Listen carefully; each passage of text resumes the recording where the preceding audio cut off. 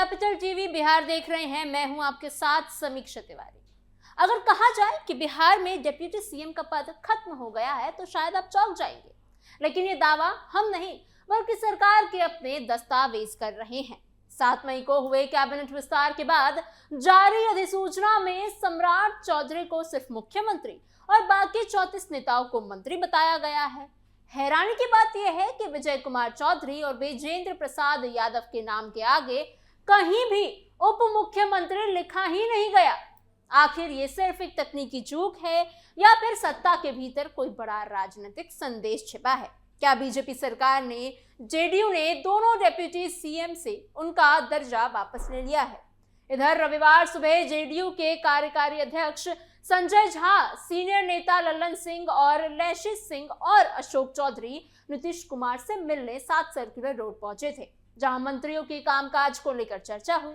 इस special story में हम आपको ये पूरा मामला बताएंगे कि किन किन पॉइंट्स पर गड़बड़ी हुई है, गवर्नर हाउस से लेकर कैबिनेट सचिवालय तक कैसे ये सारी चूक हुई। बने रहिए वीडियो के अंत तक। बिहार में डिप्टी सीएम गायब, नोटिफिकेशन से हट गया पद। अगर बिहार की राजनीति को करीब से देखने वाला कोई व्यक्ति अचानक से सरकार के ताजा दस्तावेज पढ़ ले तो शायद वो भी कुछ देर के लिए हैरान रह जाएगा।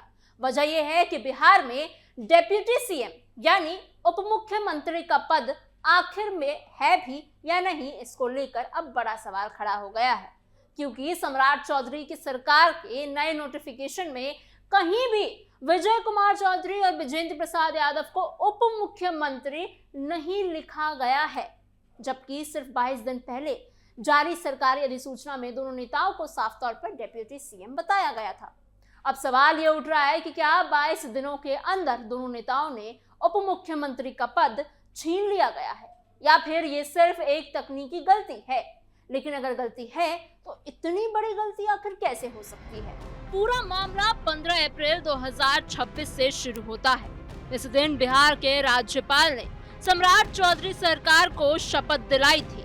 उस वक्त बिहार में बीजेपी ड्राइविंग सीट पर थी और नई सरकार का गठन हुआ था।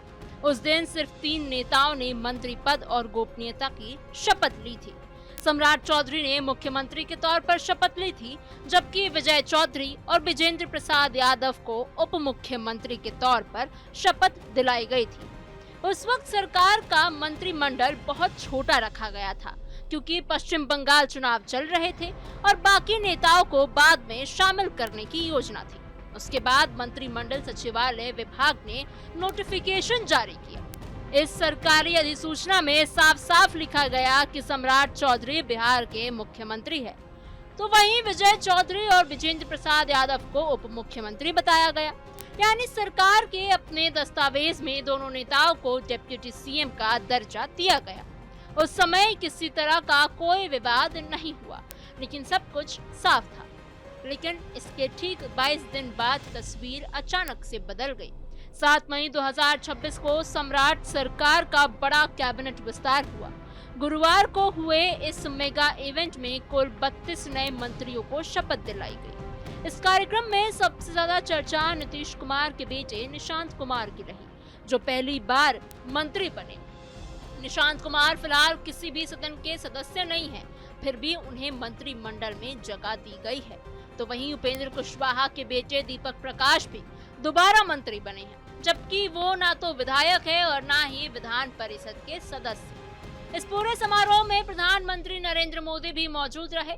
कार्यक्रम करीब 25 मिनट तक चला और एक साथ 5 विधायकों ने शपथ ली। नई कैबिनेट में बीजेपी से 15 मंत्री बनाए गए, जेडीयू के खाते में 13 मंत्री गए, एलजेपी रामविलास के 2 मंत्री बने, जबकि हम और आरएलएम के 1 मंत्रियों को जगह दी गई।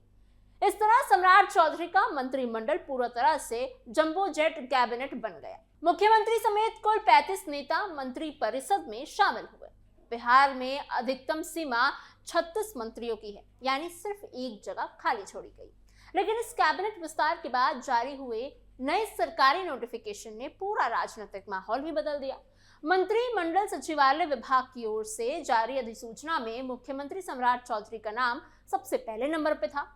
उनके नाम के आगे साफ तौर पर मुख्यमंत्री लिखा गया था, लेकिन दूसरे नंबर पर विजय चौधरी का नाम आया और उनके नाम के आगे सिर्फ मंत्री की तरह विभाग का जिक्र किया गया था, कहीं भी उप मुख्यमंत्री नहीं लिखा गया। तीसरे नंबर पर विजेंद्र प्रसाद यादव का नाम था, उनके साथ भी बिल्कुल यही हुआ, उनके नाम के आगे भी उप मुख्यमंत्री नहीं लिखा गया। यहीं से विवाद शुरू हो गया। लोगों ने सवाल उठाना शुरू कर दिया कि आखिर सरकार के नए नोटिफिकेशन में डेप्यूटी सीएम शब्द गायब क्यों हो गया है। अगर विजय चौधरी और विजेंद्र प्रसाद यादव अब भी उप मुख्यमंत्री हैं, तो फिर उनके नाम के आगे वो पदनाम क्यों नहीं लिखा गया? क्या सरकार ने चुपचाप उनका दर्जा ही खत्म कर दिया है, या फिर बीजेपी और जेडीयू के बीच अंदर खाने ही कुछ ऐसा चल रहा है जिसे खुलकर नहीं बताया जा रहा? सबसे दिलचस्प बात यह है कि इससे पहले नीतीश कुमार सरकार के दौरान जारी अधिसूचनाओं में डेप्यूटी सीएम का पद साफ साफ तरीके से लिखा जाता रहा है। उदाहरण के तौर पर 21 नवंबर 2025 की अधिसूचना को देख लिए जाए तो उस नोटिफिकेशन में सबसे पहले नंबर पर नीतीश कुमार का नाम था, फिर उनके आगे मुख्यमंत्री लिखा था, उसके बाद दूसरे नंबर पर सम्राट चौधरी का नाम था और उनके नाम के बाद कॉमा लगाकर उप मुख्यमंत्री साफ तौर पर लिखा गया था। दूसरे कॉलम में उनके गृह विभाग की जानकारी दी गई थी। तीसरे नंबर पर विजय कुमार सिन्हा का नाम था और उनके आगे भी उप मुख्यमंत्री ही लिखा गया था। उनके विभागों में राजस्व एवं भूमि सुधार विभाग और खान एवं भूतत्व विभाग का जिक्र भी था। यानी पुरानी सरकार में अगर कोई नेता डेप्यूटी सीएम होता था तो उसका पदनाम नोटिफिकेशन में साफ लिखा जाता था। अब जब सम्राट चौधरी सरकार के नए नोटिफिकेशन में ऐसा कुछ नहीं हुआ है तो सवाल उठना तो लाजमी है, क्योंकि ये कोई छोटा मोटा टाइपिंग एरर नहीं माना जा रहा। सरकार के अंदर के सूत्र भी मानते हैं कि इतनी बड़ी प्रक्रिया में इस तरह की गलती सामान्य नहीं हो सकती। सरकार के कागजों में गड़बड़ी, क्या सिर्फ प्रिंटिंग मिस्टेक? दरअसल किसी भी कैबिनेट विस्तार या मंत्री नियुक्ति के फाइल एक दो लोगों के हाथ से होकर नहीं गुजरती, बल्कि सबसे पहले मुख्यमंत्री कार्यालय में मंत्रियों के नाम और विभागों को अंतिम रूप दिया जाता है। मुख्यमंत्री अपने सहयोगी दलों के साथ चर्चा करके सूची तैयार करते हैं। उसके बाद ये फाइल मंत्रिमंडल सचिवालय विभाग के पास जाती है। वहां सचिवालय सहायक से लेकर बड़े अधिकारियों तक पूरी फाइल की जांच होती है।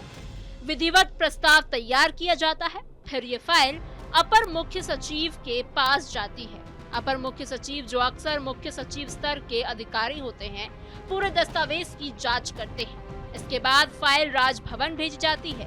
राज्यपाल सचिवालय में भी इस फाइल की समीक्षा होती है। राज्यपाल की मंजूरी के बाद ही शपथ ग्रहण की तारीख और समय तय किया जाता है। अंत में मंत्रिमंडल सचिवालय विभाग औपचारिक अधिसूचना जारी करता है, जिसमें मंत्रियों के नाम और उनके विभाग लिखे जाते हैं।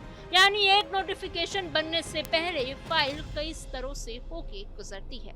ऐसे में लोगों का कहना है कि उप मुख्यमंत्री जैसा महत्वपूर्ण पदनाम अचानक गायब हो जाना कोई मामूली सी गलती नहीं हो सकती।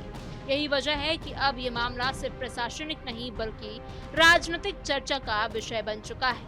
लोग इसे बीजेपी और जेडीयू के रिश्तों से जोड़कर भी देखने लगे हैं, क्योंकि बिहार की राजनीति में डेप्यूटी सीएम का पद हमेशा शक्ति संतुलन का प्रतीक माना जाता है।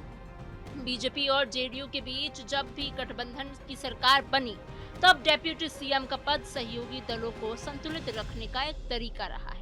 ऐसे में अगर किसी नोटिफिकेशन से ये पदनाम हटता है तो उसका राजनीतिक मतलब निकाला जाना तय। हालांकि विवाद बढ़ने के बाद सरकार की ओर से सफाई भी है। सरकार ने कहा कि डेप्यूटी सीएम का पद खत्म नहीं हुआ है, सिर्फ नोटिफिकेशन में हर बार पदनाम लिखना जरूरी नहीं होता। यानी सरकार का दावा है कि विजय चौधरी और विजेंद्र प्रसाद यादव अब भी उप मुख्यमंत्री हैं और उनके अधिकारों में कोई बदलाव नहीं हुआ है। खुद उप मुख्यमंत्री विजय कुमार चौधरी ने भी इस मामले पर प्रतिक्रिया दी है। उन्होंने कहा है कि ये प्रिंटिंग की भूल हो सकती है और विभाग इसे सुधार लेगा। यानी उन्होंने सीधे तौर पर माना है कि नोटिफिकेशन में कुछ गड़बड़ी हुई थी। वहीं मंत्रिमंडल सचिवालय विभाग के सचिव अरविंद कुमार चौधरी ने भी स्पष्ट किया है कि 15 अप्रैल की शपथ ग्रहण अधिसूचना ही मान्य है। इसमें दो नेताओं को उप मुख्यमंत्री बताया गया था, लेकिन इसके बावजूद सवाल खत्म नहीं हुए हैं। लोग पूछ रहे हैं कि अगर पुरानी अधिसूचनाओं में पदनाम लिखना जरूरी था तो अब क्यों नहीं है? अगर ये सिर्फ तकनीकी गलती है तो इतनी बड़ी चूक आखिर कई स्तर की जांच के बाद कैसे हो गई? और अगर गलती नहीं है तो फिर क्या इसके पीछे कोई बड़ा राजनीतिक संदेश छुपा है? बिहार की राजनीति में इस वक्त यही चर्चा सबसे ज्यादा हो रही है, क्योंकि मामला सिर्फ एक शब्द का नहीं है। मामला उस पद का है जो सरकार में नंबर 2 की ताकत माना जाता है। मामला उस राजनीतिक संदेश का है जो सरकारी दस्तावेजों से जाता है।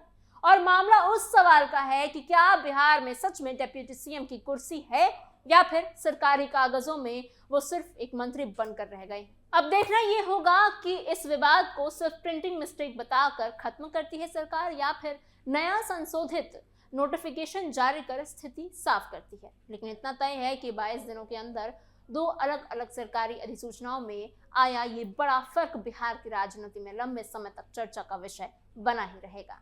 आपको क्या लगता है कि क्या ये सिर्फ एक प्रिंटिंग मिस्टेक थी या फिर जेडीयू और बीजेपी के अंदर कुछ ऐसी चीजें चल रही हैं जो बाहर नहीं आ पा रही हैं?